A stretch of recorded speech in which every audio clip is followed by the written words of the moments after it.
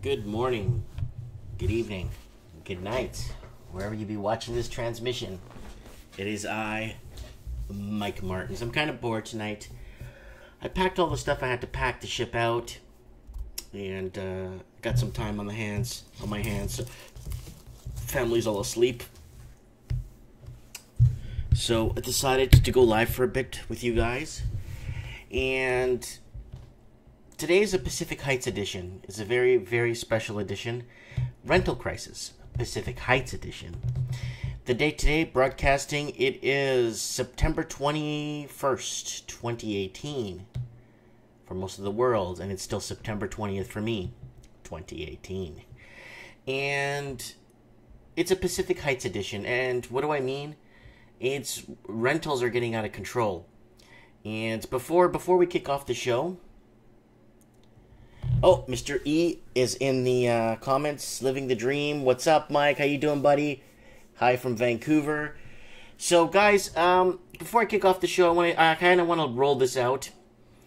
I really recommend that you watch this movie, guys. Please watch this movie if you haven't seen it. It is so worth it. If you look below me, that is the cover of the movie. It's called Pacific Heights. It's with Michael Keaton. And tonight is like Rental Crisis. So let's kick this off. It's from 1990. So there's no audio on this because they're obviously going to flag me. So I'm just going to let it play for a bit and show you guys. So a couple ends up buying a property in an up-and-coming area in San Francisco. So they decide to buy it and renovate it. Right? And they renovate the building, and it's a house. It's a huge house, a historical house. And they put applications out there for potential renters and stuff to rent the house. So the couple's newlywed and stuff, and they're happy. And then this guy comes in, plays the big part as the big shots with the Porsche. That's Michael Keaton, of course. He comes in as, play the big part. Melanie Griffin's in it. And then he starts, doing his research and how to basically make these landlords go through an absolute nightmare. Absolute nightmare. This is a phenomenal movie. If you are looking to rent out a pad or a room in your house or a suite in your house, I really, really, really recommend you guys check out this movie. It's phenomenal. Yeah, then Michael Keaton starts doing stuff in the house, right? And then the police get involved, but the police, obviously Michael Keaton knows what the laws are in the movie Pacific Heights, and Melanie Griffin starts freaking out. Oh, it gets intense. You have no idea. This movie gets so intense. But I have no audio on it because they're just going to flag it. It's a Warner Brothers or Paramount or 20th Century Fox. They'll just flag it like this. So I'm going to kind of dictate what's going on here. Oh man, you have no idea. This is a phenomenal movie. And yeah, they try to evict him. They can't. He tries everything to evict him out of the house. The landlord ends up in prison. But it's good. It's just I'm not spoiling the movie. You know what I'm saying? I'm not spoiling the movie because there's actually a bigger ending than that. So that's just what the movie's about. So that's it right there. No, someone's commenting if I live in Mission or Merritt. No, I live in Merritt, British Columbia. What crisis are you talking about? Haven't noticed anything. Oh, rental crisis? Oh, here we go, guys. So, guys, there it is. Pacific Heights, 1990. So worth watching. So, we got some people in the comments now. Good luck out there. Toronto's average cost of a one-bedroom rental just hit $2,220. Guys, it's getting real bad. It's getting hard. It's getting hard. Because, as a landlord, and a lot of people are saying, oh, you're set if you own a property. You could,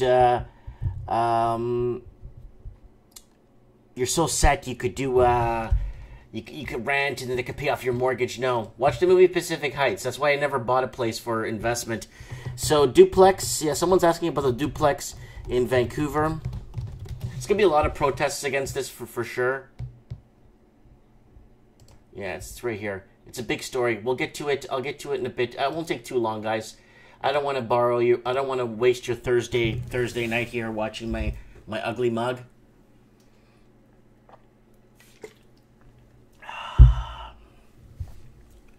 Okay, Toronto hits the headlines today with rental crisis, $2,220, and they're starting to promote now.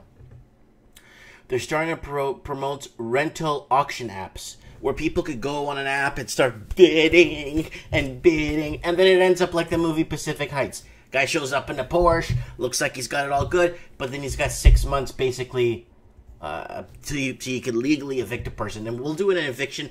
I have a lawyer that I'm going to have on the show, a good friend of mine, and we could do a whole rental discussion and eviction notices and stuff, and he's really good at that, and you know, he did that for a while, right?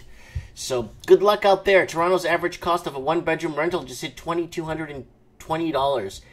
There truly has never been a worse time to rent. The city of Toronto is reaching a new high for rental costs, with the average monthly price of a one-bedroom apartment in the city hitting $2,220. Oh, wait, it's $2,220 up here. I guess they're just rounding it down. Okay. According to Pad Mapper, one of Toronto's go-to sites for rental listings, there is a big increase from the average prices last year for both one and two bedroom units. Holy Christ, look at this. $2,400, $4,300 for what? A pad in the air? Pad in the sky? While a one bedroom was around $2,200, up 14% from this time last year, this is a crisis, guys. The average price, because no one's wages went up 14%.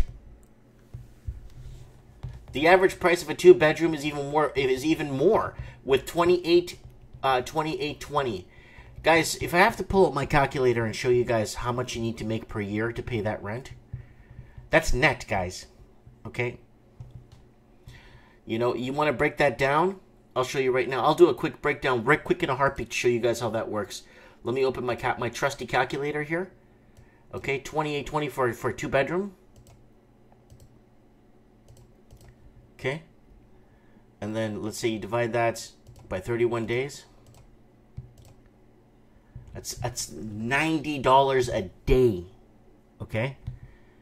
Then with all expenses in, times 1.69, $153 a day net. So you need to make $153 a day net.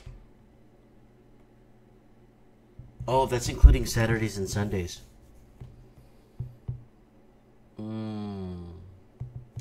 That's including Saturdays and Sundays, guys. So, okay, let's include Saturdays and let's just say,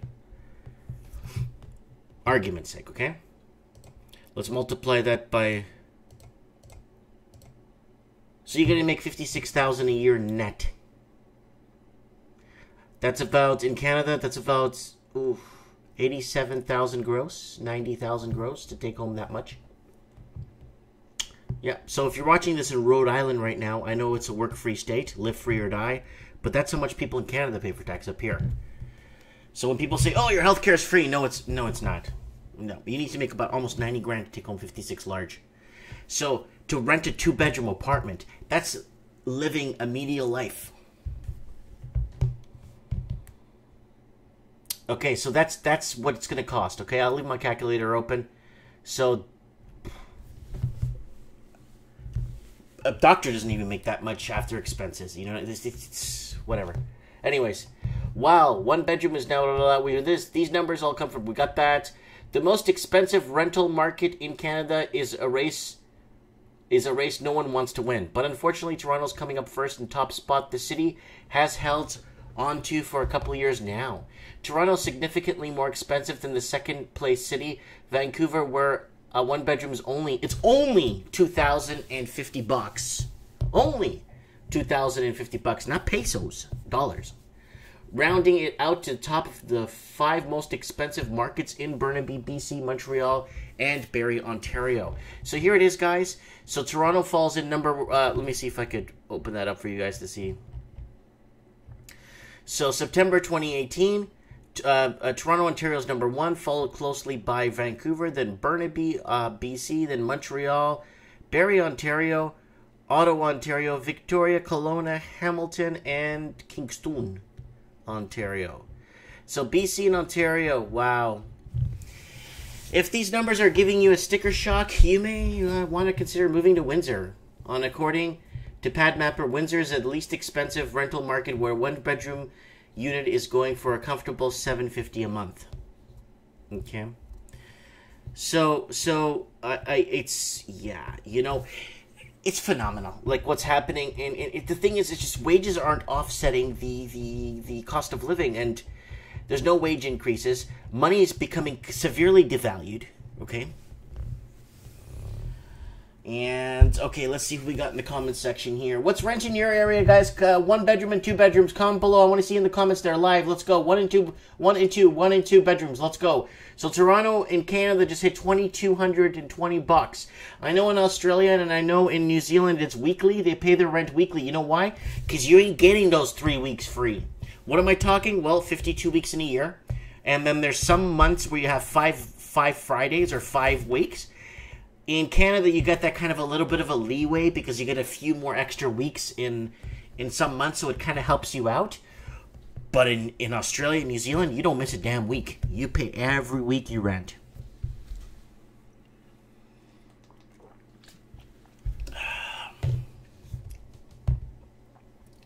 What do you watch? What do you watch as rent in my area is $10,000 a month, Hong Kong dollars.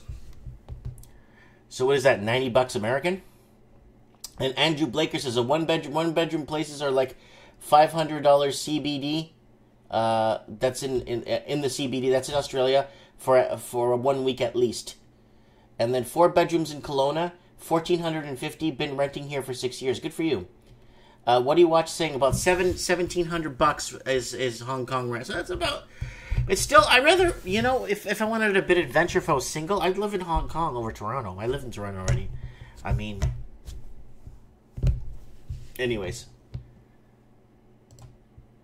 Now, I wanted to throw this out there, because this is kind of important. BC renters set to face biggest rent increases since 2004. Now, BC rents are going up. Everything's going up. Why aren't wages going up? Oh, wow. Someone saying, LOL, that's nothing. I pay $700 per week in Wellington, New Zealand. Oh my God. $700 a week. Well, let's take out our trusty calculator here. So $700 times... you could do 1.6. And that averages out what you need to make for food and everything. So 1,120 per week times 52. So you need about the same. It's the same as the other one we saw, about 58 large per year. So that's net, right?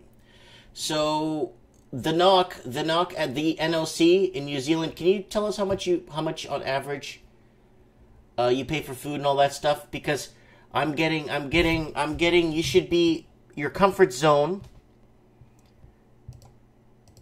should be, it's 1.6.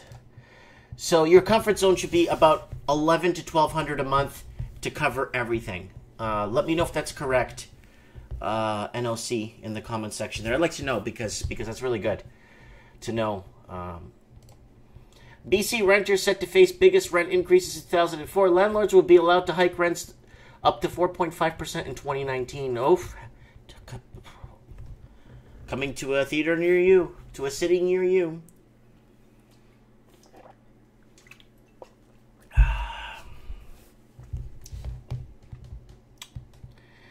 The cost of rent in British Columbia is going up again in 2019. BC landlords will be allowed to jack up rents as much as 4.5% in 2019, the biggest increase since 2004, when it was capped at 4.6%. In the 6th straight year, the maximum allowable increase has gone up in 2018. The BC Residential Tenancy Branch set the rate for 4%. It comes as Vancouver continues to grapple with a near-zero vacancy rate and sky-high rents. But then, this near zero vacancy rents really makes me really upset. You know why, guys? Because there's in and around 91,000 vacant homes owned by investors. 91,000 times 3, it's close to, let's say, close to 290. 290,000 people that are misplaced because of the empty homes, right? When people build subdivisions, they don't expect half of it to be empty and owned. If it's empty, then it's for sale. A lot of places, when they build these sky-rise condos and stuff, they don't expect 90% of it to be completely empty, right? They actually make it, if it's empty, that means it's for sale, right?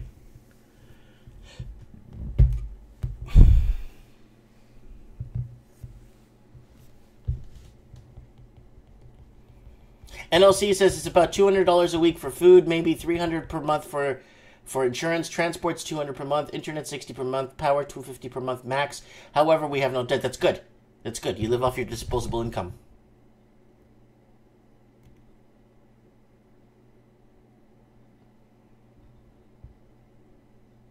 Yep. So that's not going to be comfy. Renters like Jennifer Ashton worried about constant increases. It looks like I'll have to take in a roommate into one bedroom, she said. That's not going to be comfy. Yeah, and then what's this lady, like 50? And then what, she's got to get a roommate at 50? Like, what's going on, people? It's like, and you know what the problem is? Is everyone's comfortable with these changes. It's normal to have a roommate at 50 because the cost of living is going skyrocketing through the roof.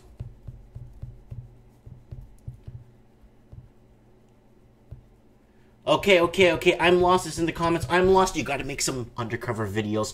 Get one of those video pens in your thing. Get one of those. Get one of those. Whatchamacallits.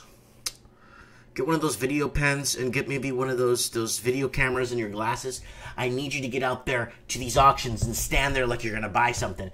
And send us the footage. We want to see it. I'll put it on my channel. Don't worry about it. If someone wants to sue me, I'd love to roll it around in court for 6 to 8 months and get them to pay the damages. No problem, buddy. No problem.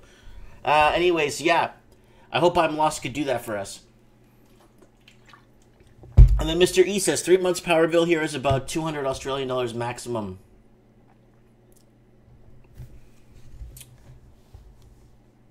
Rainier Mola in the comment section. Hello, thanks for joining us. Under allowable increases, a person renting an apartment at this price would pay an extra $55 per month or $660 in the course of a year.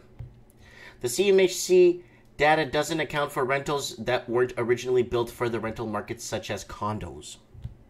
2.5% inflation. Landlords are allowed to increase once per year, 2% plus inflation rate. Ooh. The inflation rate is calculated 12-month average percentage change in BC's consumer price index ending July, which is 2.5%. Landlords must give tenants 3 months notice when increasing rents. Cancel the increase. The Vancouver Tenants Union has called the government to freeze rents short term and then only allow them to increase the rate inflation. I think they're freezing rates right now in New Zealand right now too. I'll get to it soon. Sydney Ball, who speaks for the union, says that the government has the power to change the equation used for the increase. Robinson said that the province is awaiting recommendations from its rental housing task force in November before announcing new measures. We do know that as long as it gets more expensive and rent rises, homeless goes up, and every single year it's directly connected, she said. So we're definitely looking to see more homelessness in the more increases we see. But it costs the state more to shuffle around all the homeless and shelters. It just costs more in the long run. And then not only that, is that you're going to start having tent cities where you have people work 2 full-time jobs living out of a tent. Or people living out of a vehicle and they work 2 full-time jobs. So, because they can't afford rent. Okay, I get it. You can't afford to buy because the stress tests and all this bull crap. And you have to have good credits and you have to have blah, blah, blah, blah, blah. But you know what? It's turning out to be a disaster. Now, this is my favorite one, and I've brought it up a few times, but I got to bring it up again because I bring it up for good luck. Okay. City of Vancouver now defines $3,702 rent as affordable housing. Affordable housing for hockey players? Affordable housing for NFL players?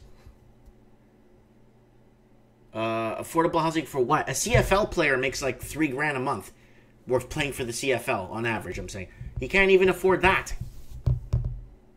Plays for the Vancouver, what are those guys? The Vancouver Eskimos or something? Or the BC Lions. The BC Lions, yeah. So, I mean, you gotta give me a break here, guys. Someone give me a break. What's going on here? Okay, let me go here. So, let's find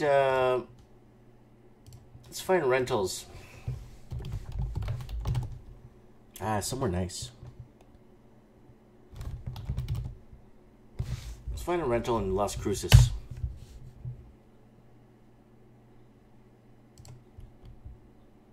See what they have in Las Cruces. I like Las Cruces. Very colonial. Something nice with a nice view. There's a lot. Did they range? Okay, here we go. So, look at that. $1,500 a month. Oh, you could buy it for $269, and your mortgage would be $1,300 a month. Or you could pay the $1,500 a month rent. So, see, here in the U.S., it makes more sense to own, right? So,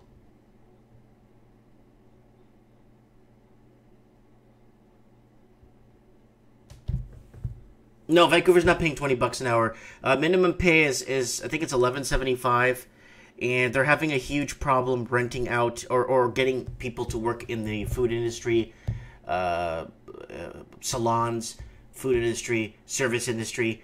They're having a really tough time. I know a garbage man that works in Vancouver, and he has to drive an hour and 30 minutes every day to go to work to pick up the garbage in Vancouver. So you could buy this for $230, but it's cheaper. See, for someone like myself, I would go there and either pay the $1,500 a month rent, okay, or just buy for $239 and pay $1,300 a month for 10 years. So I don't know, guys. I'm just kind of throwing that out there, because this is ridiculous. $3,702. That's $3,000. That's $3,000 US. That's how much was this place? $1,300, $1,500 for the three. But then you go to it, you could actually just buy it for $269. I don't get it. I mean, yeah, location. Yeah, location. Yeah, that's great.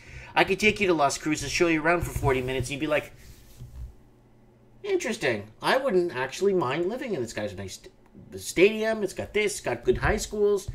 It's all around safe. It's very colonial looking. I love it,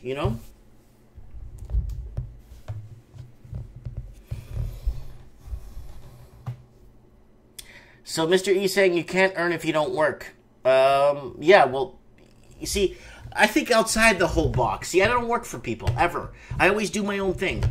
When I was in Miami, I did my own thing for 5 years, and I did really well. I worked, so I make my work. You see what I'm saying? Yeah, Toronto's surprising backup was my first article I read right here. Right here. First article I read. So if you're just joining us. Guys, Pacific Heights, don't forget to watch this movie, guys. So good. It's about a family that ends up buying a tear-down home or a rebuild in San Francisco, and they end up renting it out to the newlywed couple, and then this guy comes in. Michael Keaton rents it out, and then their lives go to hell. I am not going to tell you much about it, but yeah, I'm not going to tell you much about it, but it's called Pacific Heights, 1990. Please watch it, guys. Find it, download it, torrent. I don't care what you get. Watch this movie. Anyways, let's move on to where I was going here. Okay. $3,702 rent is affordable housing. That's $3,000 US. That's about $3,693 Australian dollars, sorry. So, wow. That's a lot of money. that in Australia, that would be 7. This is just affordable housing. I'm not talking about living on a plantation or Wayne Manor or like I keep saying, the Taj Mahal. This is just affordable housing.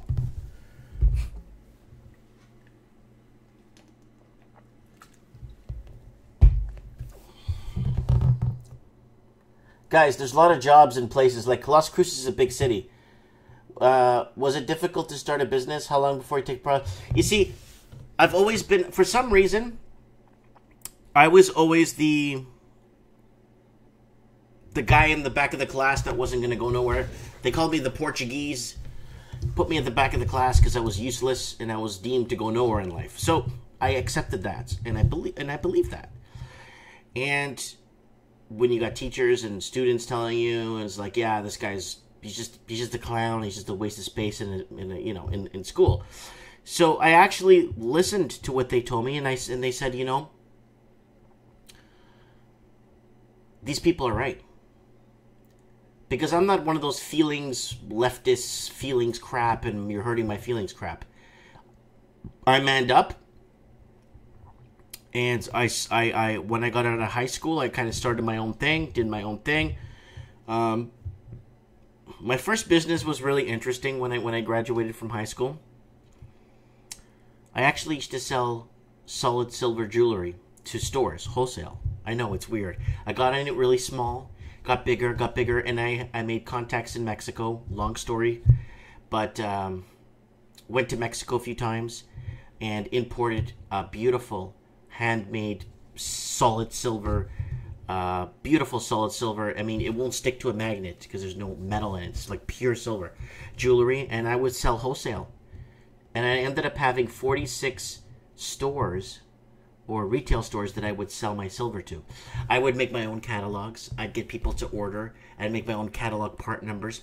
Then I would order like 30 of these rings, 4,000 toe rings, 200 pendants and all that stuff. You know what I'm saying? That's what I did when I got out of high school. I had no choice because I believed that I was doomed. I was going to go nowhere, and I was going to be living in my parents' basement for the rest of my life if I didn't pull up my socks and actually did something. Sometimes getting pushed at school is a good thing. It's a really, really, really, really good thing to get pushed around, because I got pushed around, and I've never looked back ever since, man. And then when that was done, I lived in Mexico for 2 years to oversee the business there. And that went really well. And then I came back to Toronto, trying to make a go of Toronto. Couldn't make it. It was just... It was changing too fast for me. I couldn't keep up with the changes, and the whole anti-socialness was starting to kick in a bit. And I said, I can't handle this. So then I moved to Miami for like 5 years. And I did well there. I had a company, I had a tax ID number, I paid my taxes, I did everything by the book, and lots of employees, you know what I'm saying? I did really well. And then ended up selling that before the crash. Went to Vancouver, opened my business in Vancouver. If you go back to my early videos, you can see my store. And yeah, I did that, sold that, retired out here now. And now I could say I'm retired, but I just keep working. Like I could unplug the phones. I could unplug everything. I could lay in bed, read books all day. I could vacation. But I just want to work. I don't know why. I drive because I like what I do. So I'm living my dream. So when people tell me, Mike, you're not living the dream. You go to your shop every day to work and you sell games and stuff. I'm like, yeah, but that's my dream. I'm doing what I want to do on my terms. So, okay, comments. Mike, you invest in the stock market craze? Oh, big time. I bought Canopy Growth at like $2 or $3. I bought it and watched it. Oh, I bought huge. And then I watched it and then I sold halfway through, like towards the end of last year, rebought into Aurora and all the other ones. And oh, yeah. Oh, big time, man. Okay, teaching people how to think for themselves. It's very important. Depends on what you want. Toronto for big city. No, if I had a choice to live in a big city, like right now, the way the housing stuff's going, I think I could do well. Like if I had a choice to lay roots and start up a good business, like a good bit, like a fresh business, and I was gonna start from scratch for something, I would do this. I would probably do this. I'd move here. I've always wanted to live in the city. Atlanta. I've been to Atlanta many times, and there's some really nice parts. Like I'd probably live in Buckhead if I do move to Atlanta. But I'd love to live in Atlanta. It's got great weather all year round. It's, I don't know, it's a great city. It's got a lot going for it, and you know, I don't know. I just think Atlanta it's got lots of potential. It's got jobs, economic wise, you know, the economy, GDP of the state is pretty decent, you know, but I think I'd give Atlanta a try if I had a choice. But that's one city I think I would choose right now. Okay. Guys, comment in the comments. I want to know if you had a choice to restart from scratch in a new city, and you had the backing, not a big deal. What city would you live in? Let me know in the comments. What would you do? Like Atlanta. Like I mean, that would be mine right now. I did Miami for a while. I did. I mean, I've been all over. I've been to almost every state in America, except a couple of northern ones. Like I've been to Montana too, but some of those northern states, Iowa and stuff, I haven't been there, and I haven't been to Alaska and Hawaii. So, but yeah, someone's saying Bangkok or New York City. Oh, I was in Bangkok for 3 months. That was okay. I had a great time in Bangkok, floating markets and stuff. But the problem with Bangkok when I was there for 3 months is I wanted to come home. There's so much of it you could only take. You know what I'm saying? Then Rainier Mola saying Atlanta's pretty good market right now. Yeah, you still buy something around 250, 300. And Mr. E says Hong Kong or Tokyo. That's my man Evan. And then Jasmine, my friend, is saying Taipei, Taiwan, or Singapore. And then Lowrider says, you've been to Chicago. Have I been to Chicago? When I got my driver's license, I would drive to Chicago.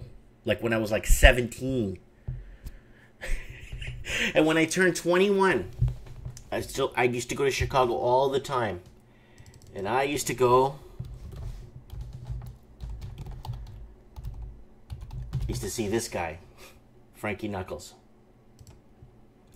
I used to go see Frankie Knuckles. I used to see him spin at the power plant. Yes, people, I am that old.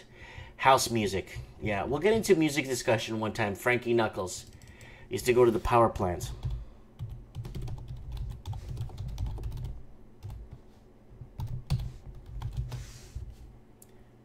Where is it? Oh, well, yeah.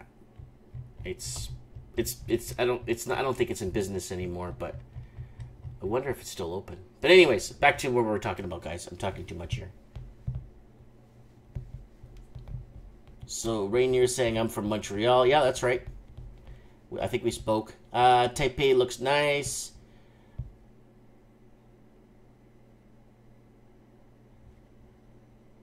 Okay, I would not move where I am at the moment in the northern California, in the boonies, which we call the state of Jefferson. Okay.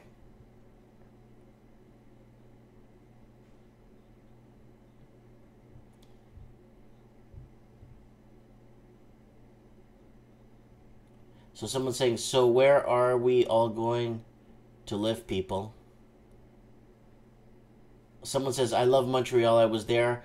The only problem is with Montreal, okay, it's just too cold. Montreal's too cold. Like, it's really cold in Montreal. It gets to like minus 30, minus 40, like on a good day in the winter. And the winters are long because you're by the water, right? By the Hudson there, or that water it's cold.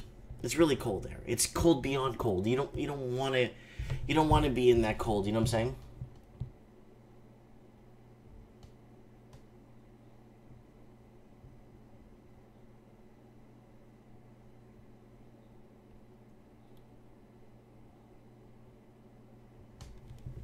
Yeah, sounds like plenty of rent parasites in Toronto. Must be booming there. No, it's not booming in Toronto, guys. Toronto and BC doesn't pay. That's the problem. The two provinces. You come here to work, you might as well go work fast food or something, because you're going to be working a high-tech job or some really good job. You're going to end up working pretty much minimum wage after taxes. What's the point? City of Vancouver now defines $3,702 as affordable housing. I read that. And we're going to stick with this house today in Las Cruces. You could buy it for $1,354 a month on a mortgage, or you could rent it for $1,500. So, man, I gotta get guys, I should do a pre-qualified one of these things on my credit card. See if I could buy this place live and get a pre-qualified for this house in Las Cruces. And my wife would be like, "You bought a house?" I'm like, "I thought you don't want to invest in real estate." I don't, but you know what? I want to buy a house in Las Cruces now. You know? Okay, let's move on. Okay, where were we? Yeah, 99% of Vancouver's single-family neighborhoods now zoned for duplexes. Guys, this is a big problem because it's going to deform the city in a way. It might increase... change the demographic of people living in certain areas. So let's see what they say here. Here are your savings. Local money. Yeah, this is an ad, so we're gonna let this thing play out. There's music in the ad too, so the ad will not only flag my video, and they'll also Back last night for a heated debate on allowing duplexes across the city. The meeting resuming today after dozens of speakers signed up for the public hearing. Ted Chernecki is live with more on why this issue is so divisive. Ted. Yeah, Chris, on the one hand, of course, the people who do not want these duplexes say, where are you going to park all these vehicles? Where's the public transit? But on the other side, if you have an older house here that needs a lot of renovation, it might make more sense to actually replace it with a duplex, but the zoning does not allow for that. One thing is certain, the days of the single-family home in Vancouver are numbered.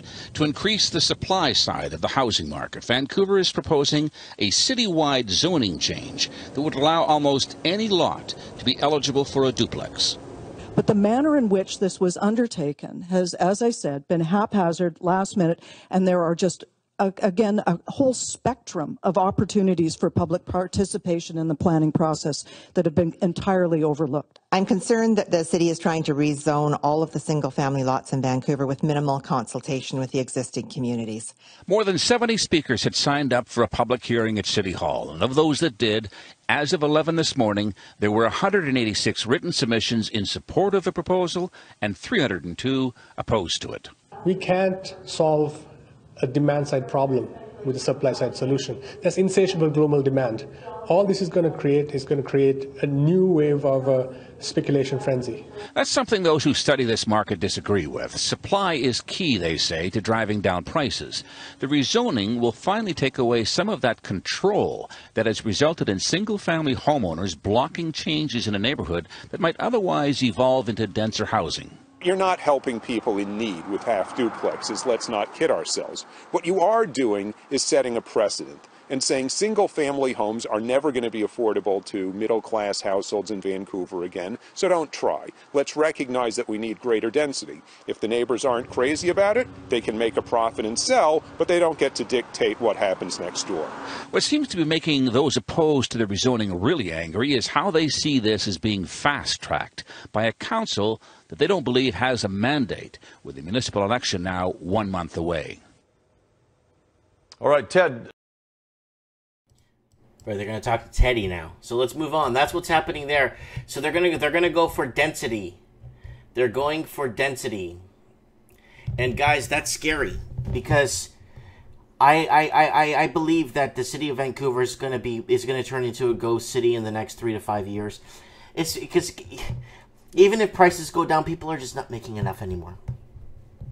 The cost of electricity for some people are paying $200-300 a month. So the cost, it's not there anymore. You know what I'm saying? And a lot of people are losing, what's this one? Let's see if this one has music. Oh, it's got a Neil Citron thing.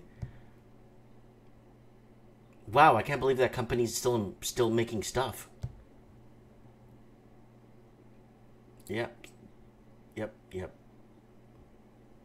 Over-the-counter medicines Are banking on the region's housing bubble to burst. That is according to a new Angus Reid poll that says people are not feeling the relief they are looking for, and hope is dwindling. 67% of renters want to see the market crash, around 30%. More than half of those surveyed also believe foreign investment is a major reason for the high prices.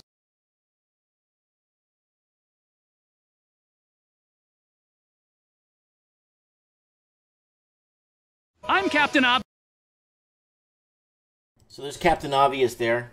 Alright, so that's what's happening, guys. What's this one? Ooh. 13 bedroom. Oh yeah, I covered this. 13 bedroom rental house. 13 bedrooms.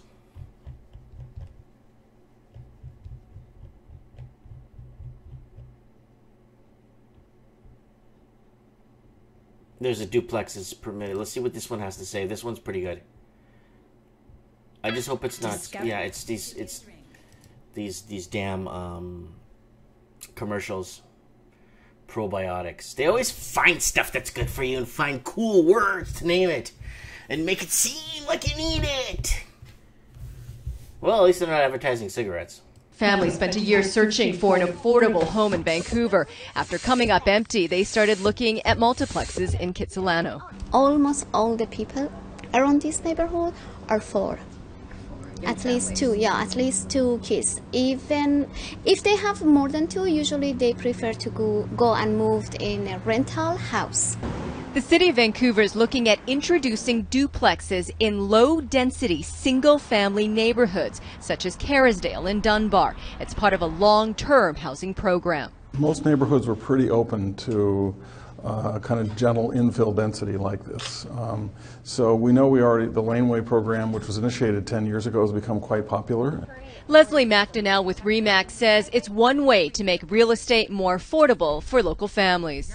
If you're able to find ways that are more creative to allow locals to live in those areas, half duplexes is a potential solution where, you know, you can have two families come together and each spend $2 million, then it's actually affordable.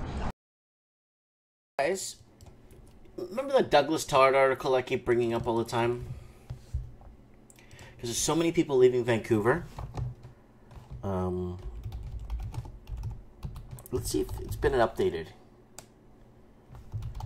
Let's see if there's been an update on that. Let's check and see. No, that's the Toronto one. I covered that one.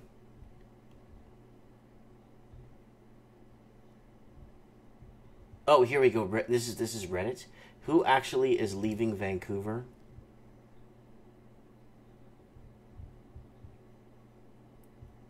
There's no numbers here. So because there was a Douglas Todd article that I read, I keep reading to you guys, but it's old, and I just kind of wish he would write another one to follow up on this one. It's from it's updated March 2018, but it's not. Yeah, it's the same numbers. I want the new numbers because it says a net total of 9,345 whites and 460 Indigenous people left the metro for other parts of the province, and this is what drove up the prices in parts like other cities like Kamloops and Kelowna, and all those other cities are going crazy right now. Peachland, all these cities are rallying right now. Well, they're hitting the wall hard right now, but they rallied for about a half a year to a year. In this flight of white, or the flight of people leaving, right? So 9,345, and I'd like to know the 2017 and the 2017 numbers. This is July 2016. I'd like to know what StatsCan has for 2017. How many more people left? So everyone's leaving Vancouver. So it's not like there's a lot of people leaving. There's people I talk to on a daily basis on Facebook, and they're leaving their major city, and they're telling me they want to get out, and they're done with this kind of lifestyle. It's not worth it, and blah blah blah. It's not, because you have to have money to spend to live in those cities. So if you look at it and you look at the big picture, it's not worth it, because to go see a movie you need $50.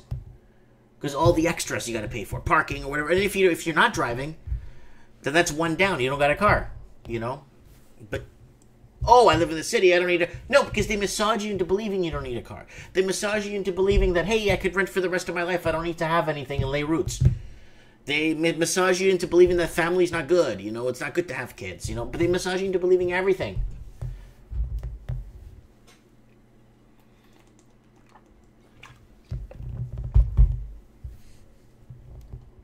And what you watch is saying, no money, no honey, Mike. And then it says, they are turning screws big time in the Western world, slow conditioning to destroy the family and destroy a community. Yeah, it's exactly what it is.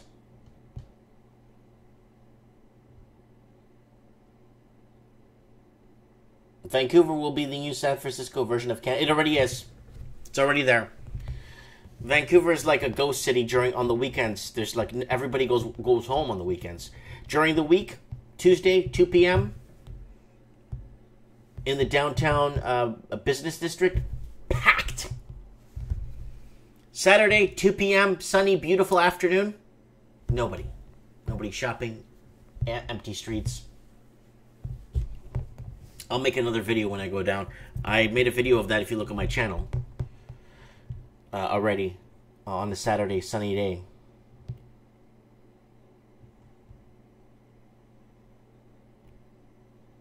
So how many ghost houses or investments? They're sitting at I think it was 94,000. I think 94, 96,000. And Toronto has 99,000. They're really close to each other of empty units that are. Someone's asking how many ghost units they have. So that it's sitting in and around there. So Sydney rents drop amid rise in vacancy. So now our friends down under, rents are going down. But you guys need to remember that Sydney, the city of Sydney, is maybe a year ahead of Vancouver in cost-wise. Sydney is nuts. But mind you, Australia has been pretty much in a bull market since 1975 in their housing market. So they've got a few blips, but it's been pretty much steady going up, you know what I'm saying? Except places like Perth and all those, don't even mention that in the comments, I know. Sydney rents drop amid rise of vacancies. Sydney rents are tumbling because more properties are sitting vacant without tenants than any other time, at least 13 years. The change is turning the city into tenants market, research reveals. You know what? Don't fall for it, people. Everyone's leaving the big cities. It's not worth it.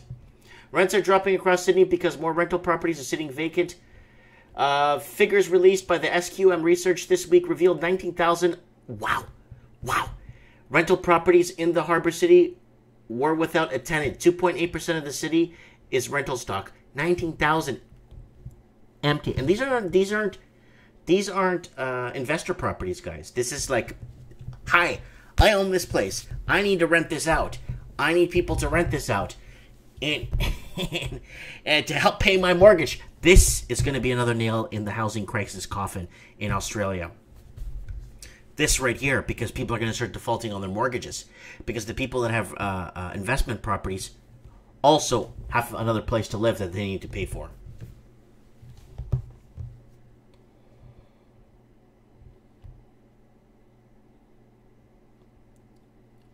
Melbourne had 100,000 ghost houses last year. Yep. Daniel O'Brien says 97,000. Holy crap! This is gonna. Oh, you have no idea. You go to cities like San Diego. It's like 87, 90,000 empty homes in San Diego.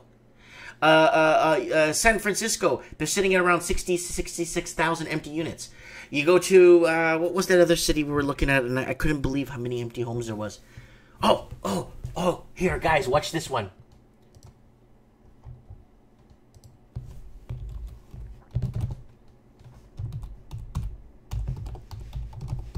Watch this. Right, watch this, guys. Watch this. You tuned in for a good show, don't worry. Vacant home tax are global epidemic, and Paris is fighting with the 60% tax. There's so many empty homes in Paris that they're charging empty home tax on foreign investors. 60% of the value of the house. 60% tax.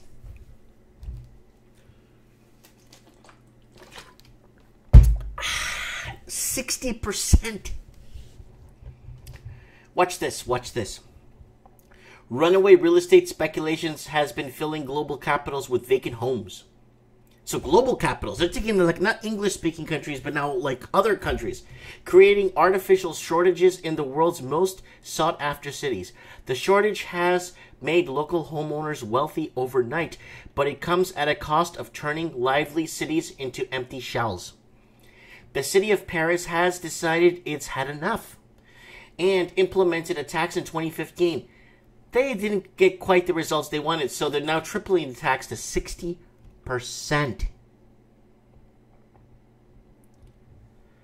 Paris has, watch this. Paris has been trying to deal with its vacant property owners for some time, despite warnings that the city will have to take action. The number of vacant homes is growing. There are now 107,000 vacant homes, representing 7.5% of the residential dwellings in the city, according to France's INSEE.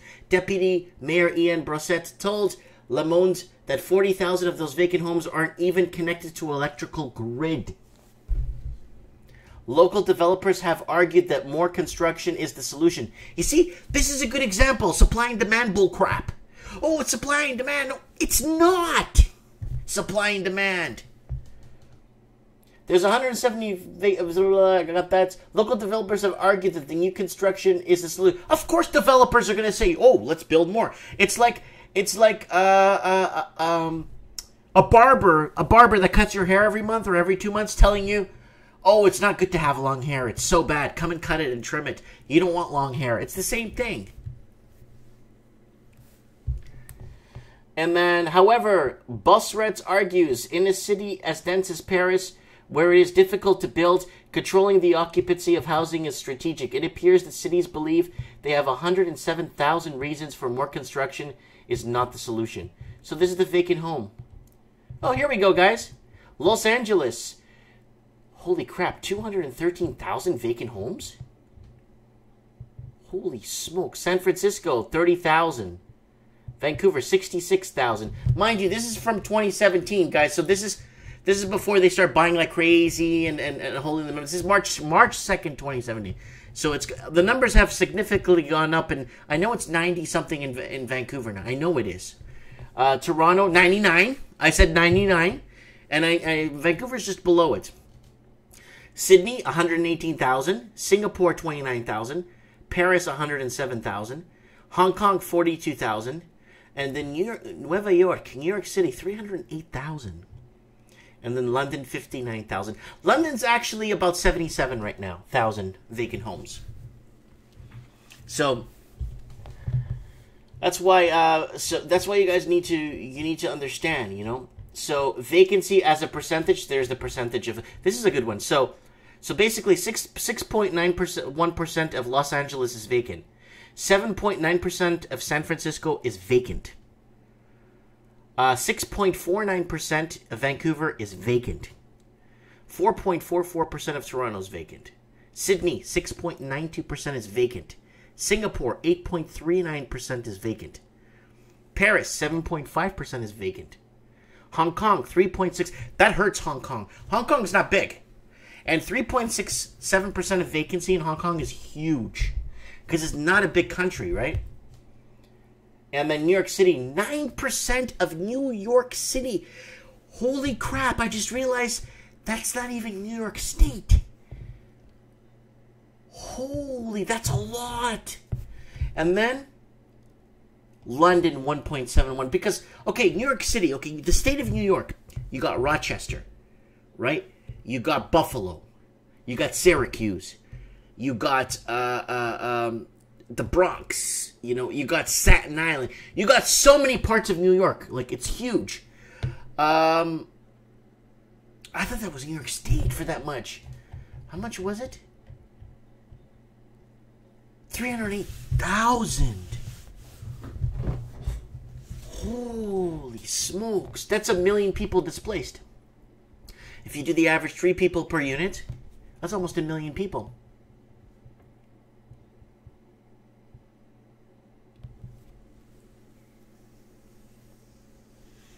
So everybody in the comment section going here, wow, that's vacancy percentage. Growing populations have barely put a dent in Vancouver's home in global recent real estate capitals. The amount of speculation has been scaling with demand, which is curious paradox. This signifies an issue that's more complex than just basic supply and demand problem. And that's what I'm trying to tell. Supply and demand. No, it's not. They're going to ruin Vancouver with duplexes in favor to create more density, and then in the reality sense of it, get rid of start renting out the vacant units, and you got a lot of rentals on the market. All right, let's go back on track here. Where was I? So this is Melbourne, Sydney rents drop. So Sydney's rents are dropping. 19,114 rental properties are vacant.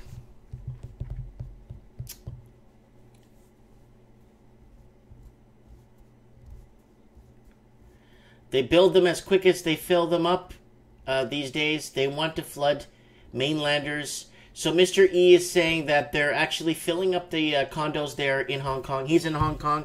He's our correspondent for our channel in Hong Kong. So he basically was telling us that they want to erode the city and bring it down. So yeah. Yeah, we'll get him. We'll get Mr. E to make some videos for us. Reporting live. That's right, buddy. Do some videos for us, some amateur videos. Just you could upload them to a YouTube channel that you might have. I could rip it off if you want and put it on mine if you don't want to go public, kind of thing. If you kind of remain undercover, I could cover for you guys. Remember, I don't have an employer. I think my wife's my wife's beautiful. She takes care of me, so I don't have an employer, guys. So. You know, people are looking, oh, we got to talk to his employer who we work. Who does this guy work for?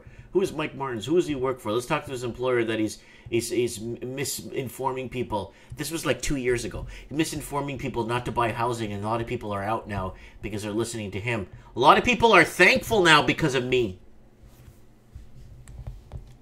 Let's move on. Rental vacancies rise in Sydney as house prices keep falling. Same article, different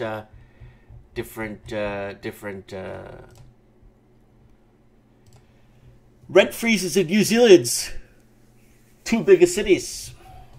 Rents in New Zealand, two biggest cities, Auckland and Wellington, have frozen for the fourth consecutive month, $550 to $480 per week, respectively, according to the latest Trade Me Rental Price Index. Trade Me heard of properties. Nigel Jeffries said that this is unusual for the winter rental market, which typically sees some rent reductions when temperature drops. The rental market usually takes a bit of a breather during the colder months, particularly in the cities where we'll often see small drop in rents, and major tenants and landlords hunker down until spring and summer. And obviously you got a lot of people that are you got to remember that a lot of people, tourists, go when it's warm, right? So Wellington rents on ice. Rents in Wellington region remained at record $480 per week for the fourth consecutive month, and we're continuing to see more tenants move out of the central city. I guess, again, guys, affordability. Mr. Jeffrey said that the median weekly rents in a lower Hutt was about 1.1%. On last year, $450, an upper Hutt at 7.2%, $410 per week, and Wellington City rents climbed 6.1% to $520. So this is the rental addresses and inquiries. Wow, they got 70 inquiries in 2 days, 69 and 58. Wow. So I wonder if they're going to allow those rental apps where people bid on rentals. If that's going to happen in New Zealand, if they're going to allow that to happen. Mayor suggests locking. Oh yeah, I wanted to bring this up. It's not part of rental crisis, but Mayor. This is from Auslander Raus. We have a German correspondent today that joined our crew. I'm not sure if he's in the comments, but he's in Germany. He's joined. His English is decent. He's I said, buddy, my English is good too. I'm good enough. Look, I'm talking every day. I told him, like, he's going to come on the show and give us an aspect or a look at what's happening in Germany. He's going to give us on-the-ground footage or on-the-ground discussion of what's happening in the colleges, what's happening in the immigration sector, what's happening in politics there. So he's gonna be our correspondent from Germany. He's gonna be on the show every other week. Remember, because Germany, this Troika is what controls Europe right now. So, yep. So we're gonna have him on the show. So, oh yeah, I am in shock. Hong Kong McDonald's let people in their store. Guys, watch my show from Trends in the Housing Market last night on Wednesday. Mr. E. Evan was giving us an insight on what was happening there with people at the 24-hour McDonald's just hanging out. Nothing super major. It's, you know how the media is when they want to put something out there and go crazy with it, right? So this is from Germany. Mayor suggests locking out foreign investors from Berlin real estate. It's happening in Berlin. So we'll get our correspondent on the ground there that's going to call into the show. So I'm looking for someone from every country, possibly. You know, we got our guy in Hong Kong. We got our guy in Japan. We got our guy in... we got 2 guys in Sydney, 2 guys in Melbourne, one guy in Perth. 2 guys in Perth, actually. 2 in Perth. But we don't have anyone in New Zealand that's part of the show. I really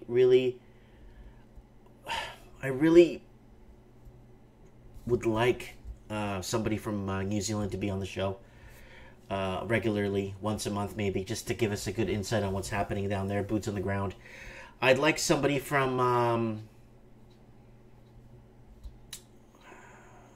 I don't think I can get mainland China. That's the problem. If you look at my... YouTube analytics, it's kind of bizarre. You look at YouTube analytics, right? It tells me how many views I have, where it's being watched. Then you look at mainland China, I don't have 1 minute viewed. And then you go to Hong Kong, 67,000 minutes viewed for this month, for the last 28 days. 67,000 minutes viewed in Hong Kong. You go to Macau, I don't have too much views. But I go to my Portuguese channel, I switch over, because I could switch over to my Portuguese YouTube channel, and then I have views in Macau, but no views in Hong Kong. I got so many views in Brazil and Portuguese Africa.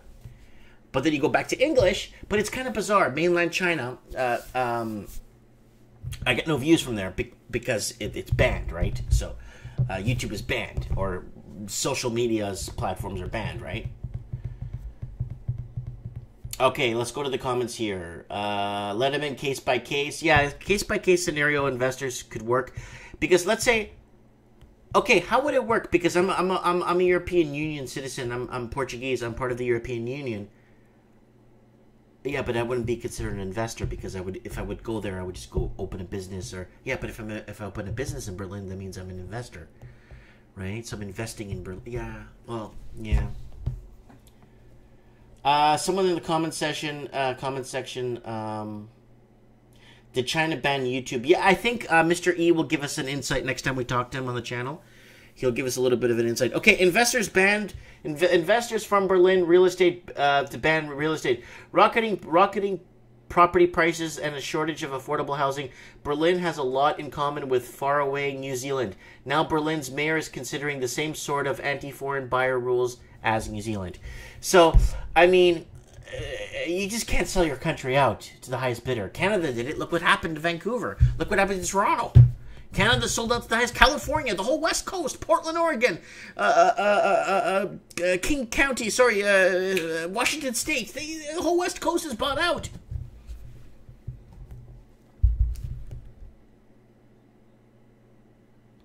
Rainier says, so Mike, do you plan to invest in real estate or simply buy a single family? I'm in my single family home, so I bought my house.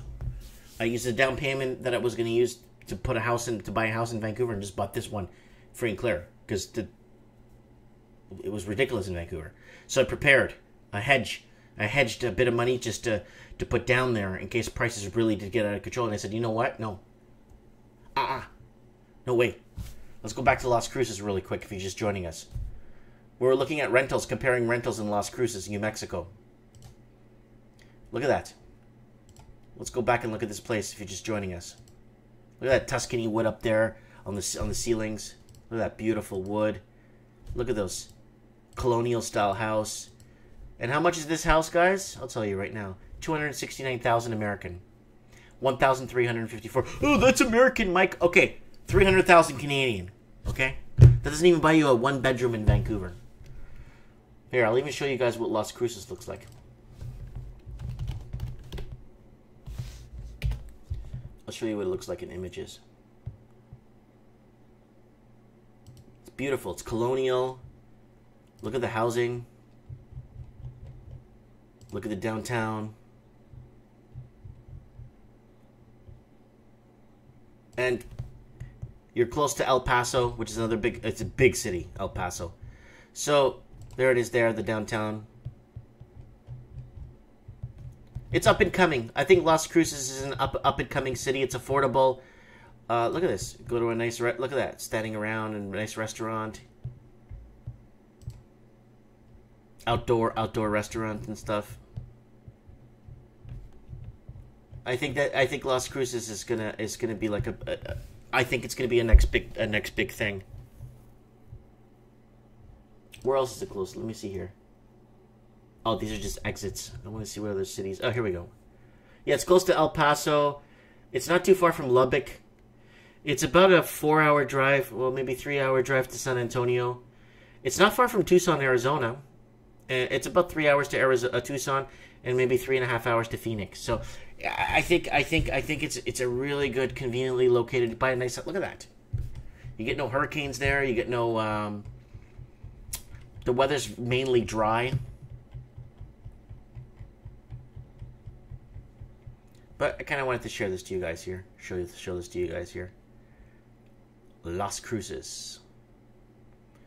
So, I mean, yeah.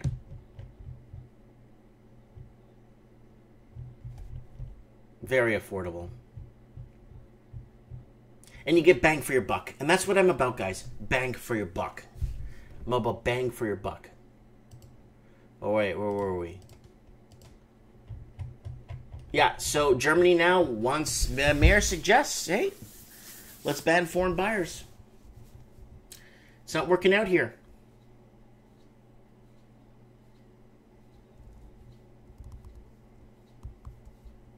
Yeah, a lot of illegal Americans moving into Mexico, working in the USA. Yeah, a lot.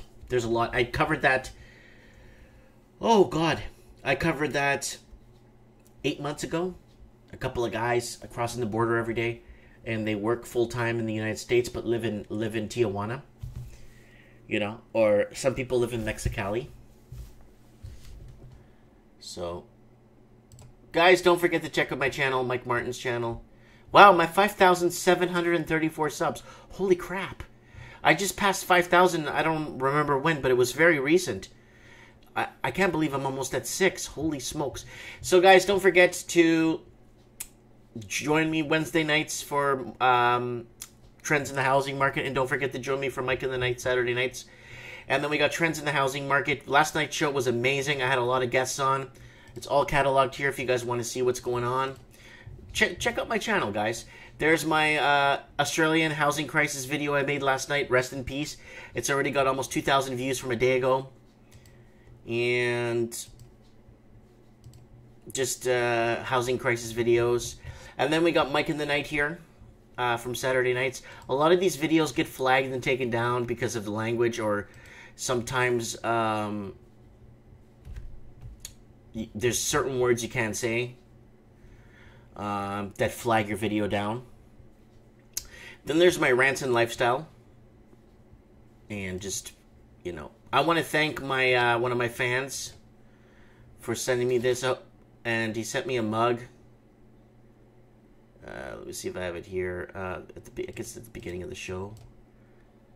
And he sent me a mug. I want to thank him for that. I appreciate that very much. That's me at the shop. So, and this is a really good show. A lot of people are jumping onto this now. Game store business from scratch. This is my business that I'm in every day, guys. This is my store from scratch. Here's a video here of my original business in Vancouver. That's my store. This is before I sold it. It's a really big store in downtown Vancouver. And I'm sitting down here, so you can't really see it. So this is before I sold it. I wanted to show that to you guys there. And then starting a home business from scratch. I'll add a few videos to this, guys, and get you guys up to date what's been happening with my home business and how it's working out.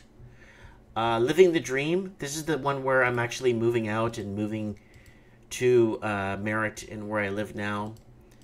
And I got two good old the house I picked up here for next to nothing. Next to nothing. Beautiful house, lots of bedrooms. I'm very happy, you know, I'm grateful. And yeah, it's huge. The lot's enormous. The backyard, let me see if I get I don't have the backyard here, but yeah, it's a bit of the backyard here. And the backyard's huge. This is the right right in the middle of winter when I moved in, but that's okay. Huge backyard. It's enormous. And it's us just getting everything ready and cleaned. We just painted it. We have kids. We're not getting anything until the kids grow up because they're destroying everything. They're writing on the walls, and they're writing on the walls and basically destroying the house. So I'm not gonna deal with that. I'm not gonna deal with upgrading right now until we get there's my daughter's room. Until we get there's my backyard. So yeah, until the kids are bigger, we're not gonna be investing in any marble flooring just yet. And there's a lot of things I want to get done, guys. So join me on my channel. And yes, I am going to be building a home in the Philippines. We already saved up a little bit of scratch for that. So we're going to get the foundation done. We might be going to the Philippines next year. We're going to try and sneak in 2 weeks real quick. Head out to the Philippines. Wiseman said, Mike, if you had a P.O. box, I would have sent you something by now. Oh. I have, well, people send stuff to my store all the time, right? But I got a mug, I got a t-shirt, and then somebody was driving through town, and I've never stopped in Merritt before, but here's a bottle of Grey Goose. I'm like, yeah! And I drank it on the show for you guys, the whole bottle.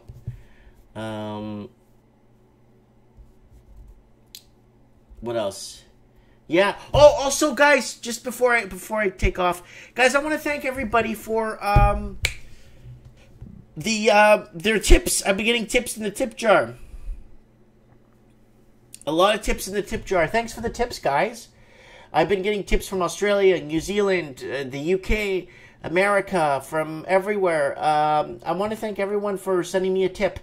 $1, $2. It adds up. Hey, guys, I spend like 50 hours a week on YouTube, so my wife is like, no, accept tips, accept donations. It's okay. You spend 50 hours on it, you know? I'm like, you know what? Yeah, you're right. Maybe if somebody wants to send me $1, hey, go ahead. It's like, you know, it all adds up in the end, right? Someone's asking, am I leaving Merritt? No, I'm not. I'm not leaving Merritt. I'll be traveling a lot more. Now that I've dropped out of the city council race for city council in town, it's going to give me more time, because this will take a bit of time, and it's kind of hard to take off when you're on city council, when you have important meetings and stuff. Now I want to stay free. I want to be able to get out and about, you know. So anyways, I want to know what you guys think. Guys, Pacific Heights, please watch this movie. It's called Pacific Heights. It's about a young couple that buys their dream home, a tear down or a rebuild in San Francisco, and they end up getting a lot of the newlywed couple. They get a lot of tenants apply, and then this guy shows up. Michael Keaton shows up to rent the property.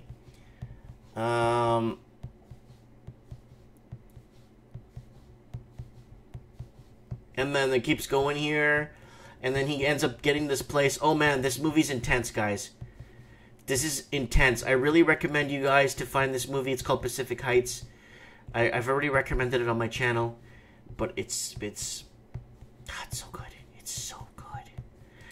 Anyways, comments. Are you leaving? No, I'm not leaving Merritt. Is the people in Merritt still harassing you for running a business there? It's not easy, you know. There's, especially when there's competition or people just they don't want you there. They try to make it as comfortable as possible for you. When you're trying to run your own business, make it as uncomfortable as possible. Then Low Rose scratches a lot of street kids in the Philippines. It makes you want to cry. Yeah, you know what? I have a soft heart, and when I see that kind of stuff, it hurts. You know, it hurts. It hurts when you see that. Anyways, guys, I appreciate everybody, all the tips, all the advice you give me on the channel, all the call-ins, all the people that are on the channel. Guys, add me to Skype, Mike Martins 1980, if you want to be on the show. I'm trying to get everyone. I want to try and get someone from different states and different provinces. Heck, we could even have people in from Mexico and Brazil. I could just translate when they call. Important things, like if there's a massive something in Brazil, I could get somebody on the ground in Brazil to talk to us, and if I have to, I'll just translate it from Portuguese to English. And Mexico and stuff, and if there's something major in Mexico, I could just translate it from Spanish to English and ask the questions in Spanish and tell you guys what I'm saying. If it's major, you know what I'm saying? We could do that, you know? So, let me know what you guys think in the comments below. And, yeah, I appreciate you guys taking the time to...